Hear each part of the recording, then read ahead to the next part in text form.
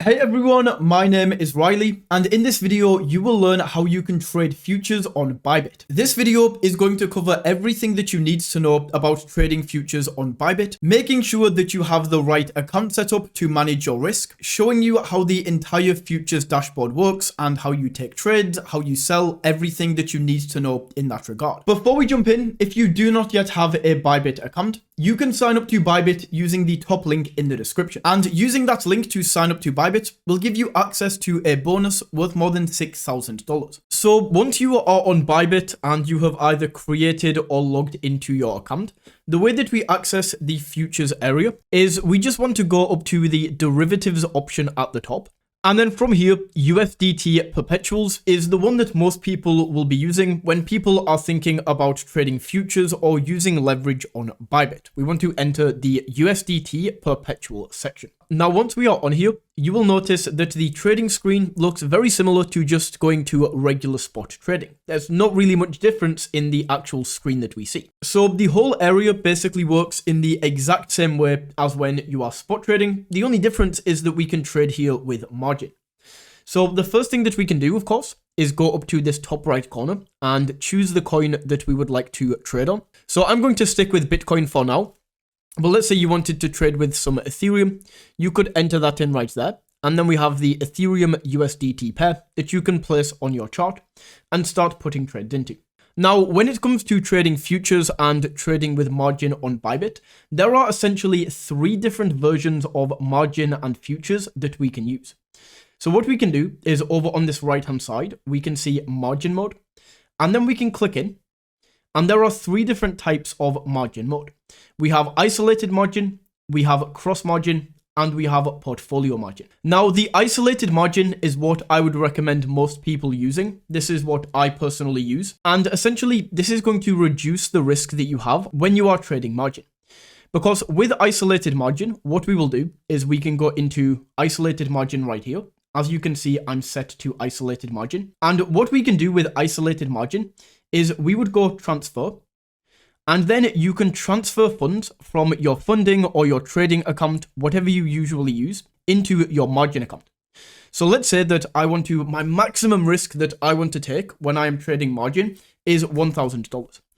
Then what I could do is I could transfer 1,000 USDT into my margin account right here. And what this means, if I was to do this, is I can only use my maximum amount of risk is the $1,000 that I transferred to my isolated margin account. Now, if we go for cross margin instead, essentially, this is going to make your risk tolerance and the amount you can lose, rather than a set amount like we can set in isolated margin just by transferring that amount into our futures account. Cross margin is essentially going to use your entire account as collateral. So if we go into cross margin right here, let's say that I place a trade on Bitcoin and I go short on Bitcoin. But then Bitcoin reverses, it goes up, so I went short, but the price actually goes up, and I'm in a losing trade. Well, what this is going to do is this is going to use all of my assets that I have in my account. All of my spot assets, all of the free cash that I have there, is going to use all of this and can potentially liquidate your entire account. So cross margin is definitely an option if you want to be a little bit more risky with it and you have a higher risk tolerance. But I always go for isolated margin. I like to just section off the portion of funds that I would like to trade with in margin. And I don't want the rest of my account, the rest of my assets on Bybit. I don't want that touching. So I go with isolated margin always. Then at portfolio margin, I'm not going to go too deep into this as this is definitely more advanced.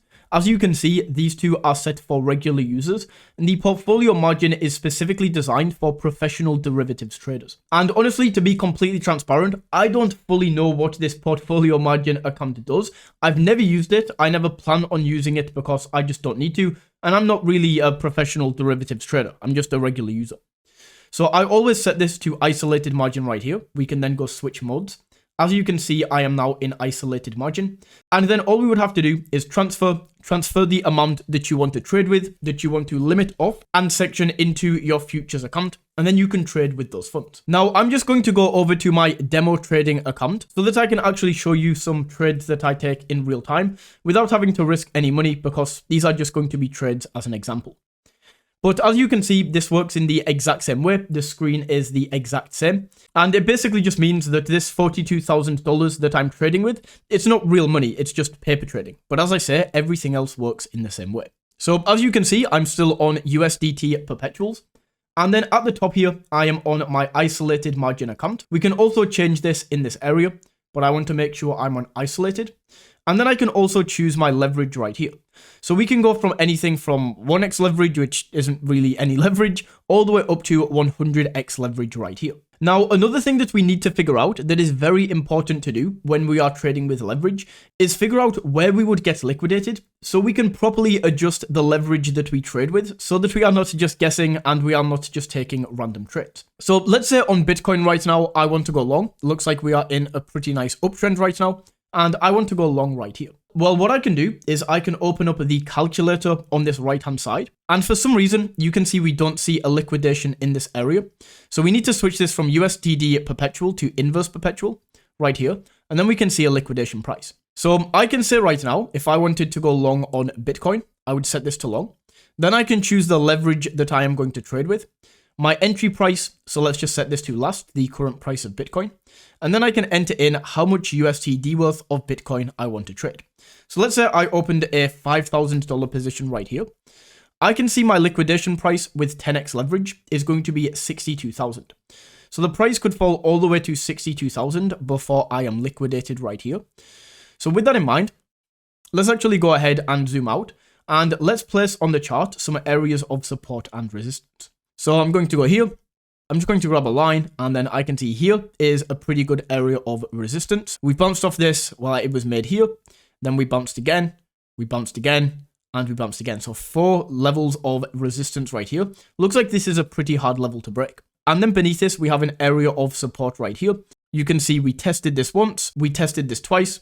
We then broke through in this area, but then we tested again to show that this area of support is still relatively strong. So I can see right here that realistically my stop loss, if I'm taking this trade, I want to place this about here at 59,000. So I want to make sure that when I'm placing my trade, I don't get liquidated before this level. Now that I know my support is at just below 60,000 and my resistance is just above 71,000, let's calculate this again. So we'll go up here, inverse perpetual, Bitcoin USDT. Then we can go liquidation price. We can then enter the last price. And once again, say I want to open a $5,000 position. I can see that with 10x leverage, my liquidation price is going to be above this level. So 10x leverage is too high for my risk tolerance. So from here, I can either choose to go in with a smaller quantity order, or I can choose to reduce my leverage. So I'm going to reduce my leverage here, let's say to 5x.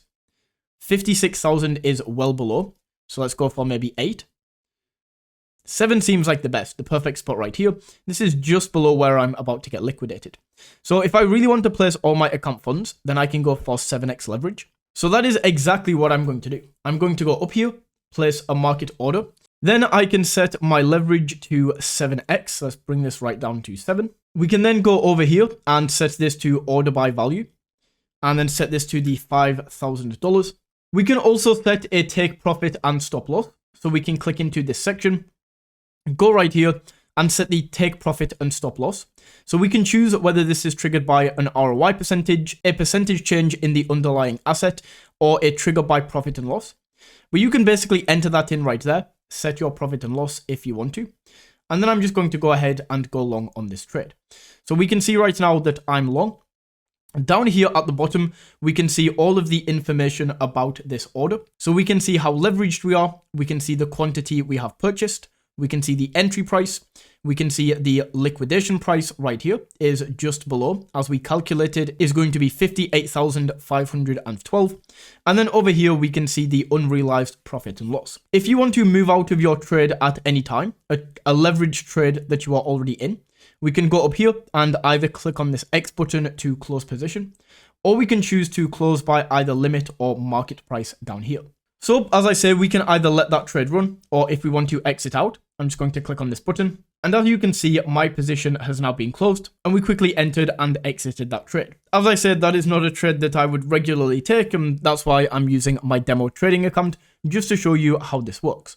Another option that we have is we can also go back up to derivatives and we can go into the main futures area. Now, futures is used as quite a loose term because when people say futures, they usually are talking about perpetual trading, which is what we have covered already. However, we do have the main futures area down here at the bottom. And keep in mind that this is all with USDC. So we can see Bitcoin USDC, all of these are USDC going down. So what we can do if we do want to trade on one of these is we can choose the contract expiration. So we can choose between the current month, which is currently June, and then we can also go all the way down as far as March 2025. So we have a few months to choose from. So we have two options for June. We have one expiring on the 14th and one expiring on the 21st. Let's go to the 14th right here. And then once again, when we are in this area, we have the same layout and how we make the trade. So we can choose, once again, isolated. We can choose the amount of leverage that we want to trade with when we are trading this contract. And the way that we actually place the trade on this menu is the exact same. So we can choose if we want to go long or go short. I'm just going to go long again. Let's place a market order and just do 1,000 USDC. We can then see the quantity of Bitcoin that we are buying, the cost that this is actually going to cost us right now. And then once again, we can choose to buy long right here. And just like that, that is how you can enter into an actual futures trade. But as I said, most people watching this video probably came for the perpetual section. So that is my Bybit futures tutorial. If you found this video valuable, don't forget to smash that like button and tap that subscribe button. And until next time, take it easy.